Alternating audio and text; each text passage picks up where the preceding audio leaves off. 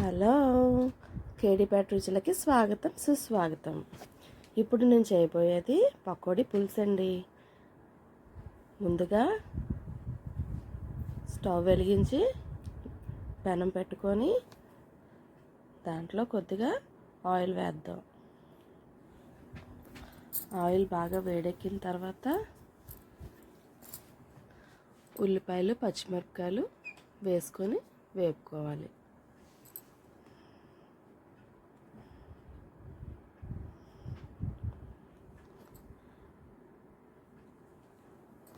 ఉల్లిపాయలు పచ్చిమిరపకాయలు బాగా వేగిన తర్వాత వేగుతున్నాయి అనగా కొద్దిగా మనం కరివేపాకు కొద్దిగా వేసుకుందాం. కరివేపాకు ఇప్పుడే వేస్తే నూనెలో బాగా ఫ్రై అయ్యి ఫ్లేవరు బాగా వస్తుంది. అందుకని నూనెలో వేపుకోవడం చాలా మంచిది.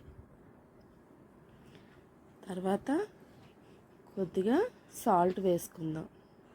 సాల్ట్ వేసుకోవడం వల్ల ఉల్లిపాయలు త్వరగా మగ్గుతాయి. ఇవన్నీ బాగా కలుపుకొని ఉల్లిపాయలు బాగా ఫ్రై చేసుకుందాం.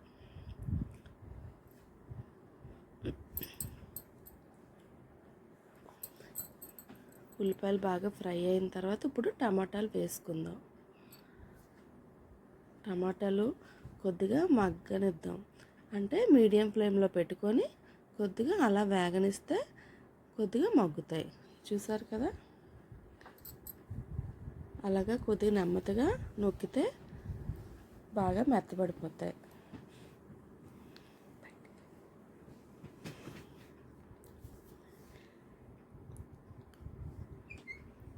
ఇది పకోడీ అండి. నేను ఇంట్లో చేసింది కాదు, బయట తెచ్చిందే. ఇది చింతపండు నానబెట్టుకొని ఉంచుకుందాం. ఈ టమాటాలు అవి బాగా వేగనివ్వాలి.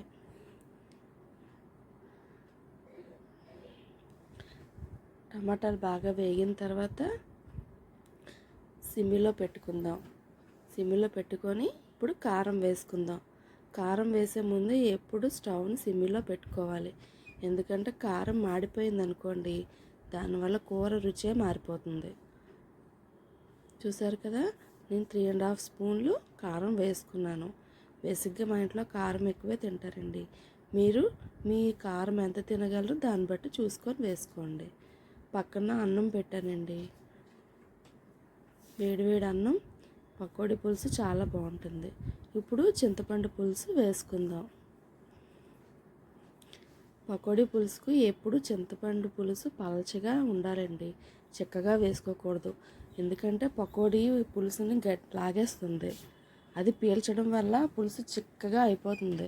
మనకి పులుసు అనేది ఏమీ ఉండదు. అందుకని కొద్దిగా పలచగా చేసుకుని వాటర్ కూడా కొద్దిగా ఎక్కువే వేసుకోవాలి. చూసారు కదా, నేను చూపించినట్టుగా అలా పలచగా ఉండాలి. ఇప్పుడు మూత పెట్టుకొని ఒక 5 మినిట్స్ మరగనెత్తాం. చూసారా, 5 మినిట్స్ తర్వాత పులుసు ఎలా మరుగుతుందో. ఈ టైంలోనే ఉప్పు సరిపోయిందో లేదో ఒకసారి చూసుకోండి. ముందుగా పకోడీ వేయకూడదండి. పులుసు బాగా మరిగిన తర్వాత పకోడీని వేయాలి. నాకైతే కొద్దిగా ఉప్పు సరిపోలేదండి. నేను అందుకని ఉప్పు వేసుకుంటున్నాను. మీరు కూడా చూసుకొని ఉప్పు వేసుకోండి. ఇప్పుడు ఒకసారి బాగా కలుపుకొని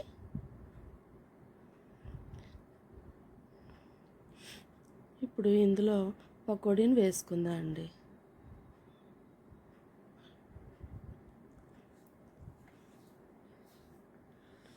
చూసారా, పకోడీని వేసుకున్నాం కదా.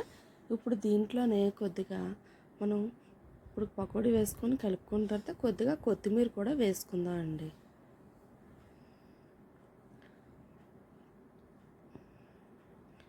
కొత్తిమీర వేసుకొని బాగా కలుపుకొని మూత పెట్టుకుందాం. ఇది ఒక 10 మినిట్స్ అలాగా హై ఫ్లేమ్లో పెట్టి ఉడకనిస్తే సరిపోతుంది. మూత పెట్టుకొని ఒక 10 మినిట్స్ ఉడికితే సరిపోతుందండి. చూసారా ఎలా ఉడికిందో.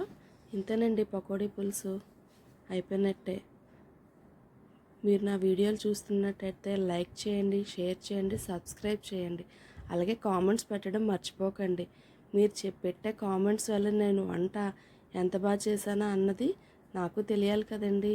అందుకని దయచేసి కామెంట్స్ పెట్టండి. ప్లీజ్ లైక్ చేయండి, షేర్ చేయండి, సబ్స్క్రైబ్ చేయండి.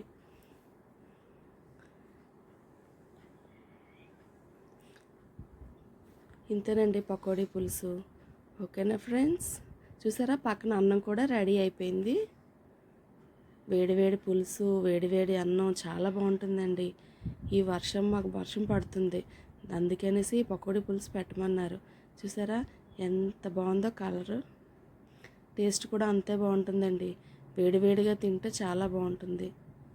పలచగా దించుకోవడం వల్ల మీకు పకోడీ తిక్కగా అయిపోతుంది. తిక్క అయిపోయే కొలది పకోడీ బాగోదు టేస్ట్. అందుకని పలచగా దించుకోండి. ఓకేనా ఫ్రెండ్స్? Bye friends.